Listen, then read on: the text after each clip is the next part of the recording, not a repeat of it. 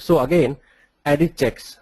So UAT is generally done during study setup, and edit checks programming. It gives the opportunity for the study team, mostly data management, statistical programmer, clinical operations, safety specialist, etc., to test the system for functionality and make sure it performs to their expectations. So now all the edit checks, like we have discussed, univariate edit checks, multivariate, and complex.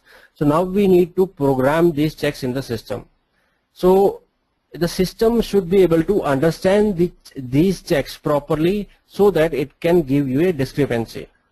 Then only it will fire. So if the system is not able to do that, that means your programming is wrong.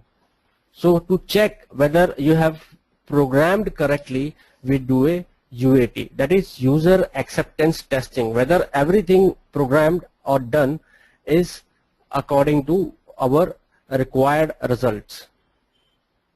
So first what we do is a set of clean data is entered to see if a program is firing incorrectly and can be rectified thereafter. So first what we do is we enter the clean data to see whether the checks, clean data is the correct data, absolutely correct, there is no discrepancy in that data. So that data is called as clean data. So first we put the clean data. So if the discrepancy is firing, that means the discrepancy is giving a problem. That means our programming is wrong because we have put in the correct data. So we need to rectify those checks. It always happens usually that there will be some few checks which will be wrong and you have to correct them. Then in the second case what we do is we put in all the wrong data, or we call it as dirty data, or we call it as incorrect data. So we enter the incorrect data and we see every check has to fire or every check has to process.